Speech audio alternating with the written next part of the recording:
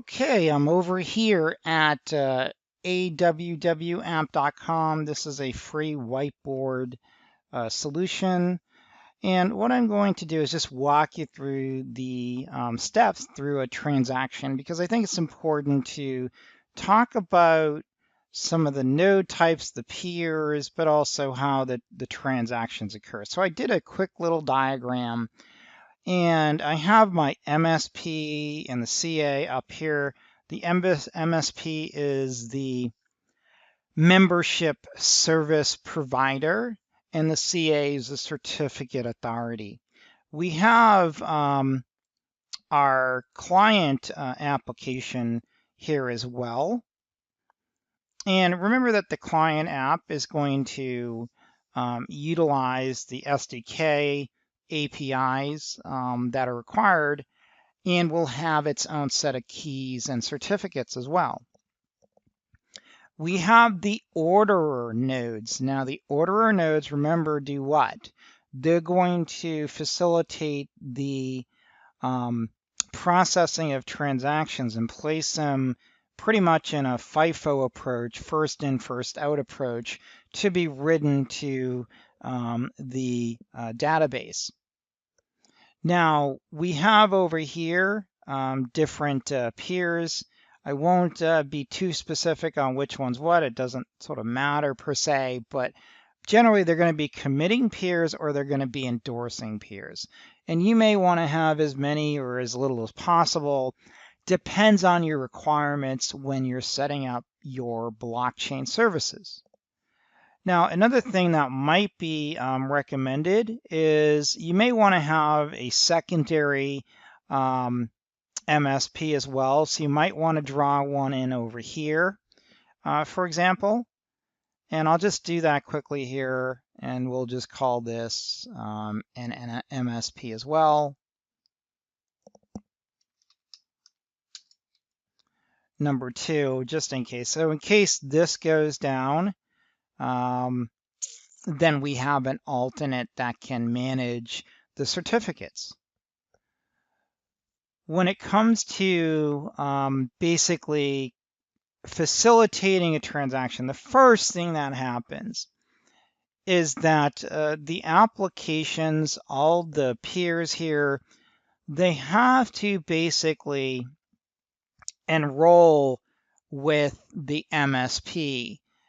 Now, the MSP is going to, of course, provide them the transaction certificates, the e-certs, which are the enrollment certificates.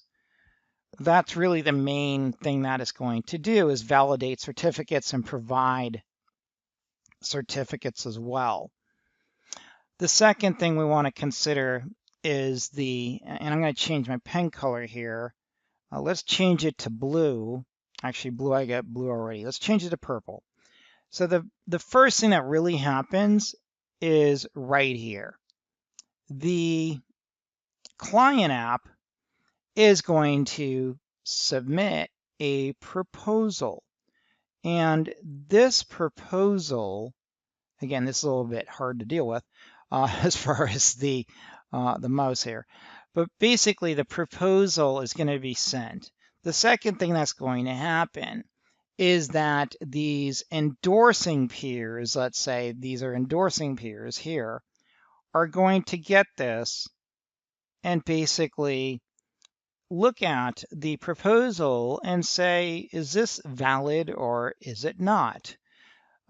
Also, too, as part of the endorser's role, is going to look at the policies that are in place. So if you require 2 nodes or 4 nodes to endorse the transaction, then you need to have 4 nodes to basically endorse. And when I say nodes, I'm really saying peers. But basically, you need 4 peers to endorse that transaction proposal. After it is endorsed, what's going to happen is that the application is going to submit that proposal back to essentially the ordering service. So it'll go back here. Once this goes back, what actually happens in the background is once it's endorsed, it's going to have that sent. So that's really the second thing. And then the third thing that'll occur is that it'll be sent back from the client app to the ordering nodes, basically saying it's been endorsed. Basically, it's similar to you going to a notary saying, I need my papers endorsed that I am who I am. And once you get that stamp saying that the notary says you're good, you go send back that transaction. And then the orderer, what it's going to do is take that transaction and then put them into blocks. That's going to be the fourth thing here. Now, I'm not going to attempt to do blocks here very well, but again, I'll put that in a different color.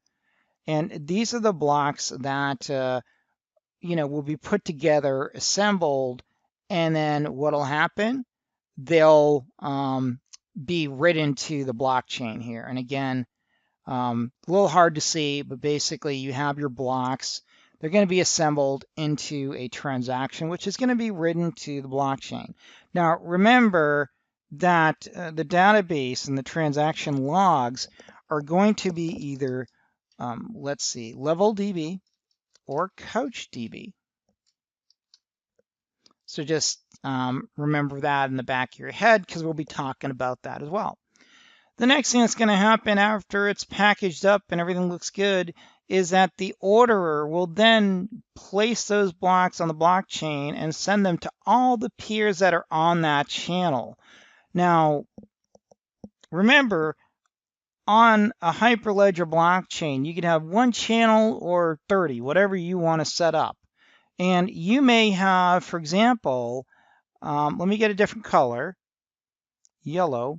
You may have, for example, these nodes here, let's say, on one channel, and then the other peers might be, or nodes, I should say, will be on another channel. So we could change the color just to identify this.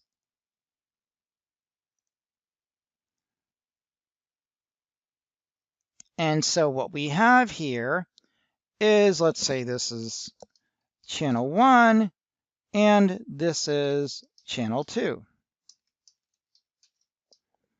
So what we've done, let's say at a high level, is we created two channels where essentially these nodes are going to be able to endorse the transactions. So the peers, the nodes, when I say nodes and peers, are sort of interchangeable in that sense. We have committing peers and endorsing peers, but they're really nodes is what they are. And these peers are going to endorse that transaction. Now, if you have two different channels, only the peers that are here will be able to see the transactions that occur here. They can't see what happens over here. And let me get my pen again. So basically, this channel is separate and this channel is separate. These peers have access to the transactions submitted to these peers, and this channel is only for these peers. Again, pretty straightforward from that perspective. Now, the peers will then commit them to the ledger. Now, we also know, and let me get my little text box here, we know that channels, they can have essentially separate, and they do have actually separate blockchain services. And I'm trying to make sure this keeps on the screen here. But basically, they can be separate blockchain services. So basically, you have separate database and a log, for example. Now, with that said, that's essentially at a high level how this all works.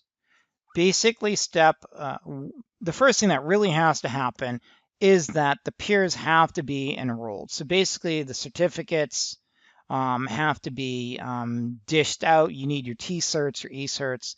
The second thing that really happens, but the first step from an application standpoint, once the peers are good to go, is that the application is going to submit the proposal. The second thing is the endorsing peers are going to endorse it or not.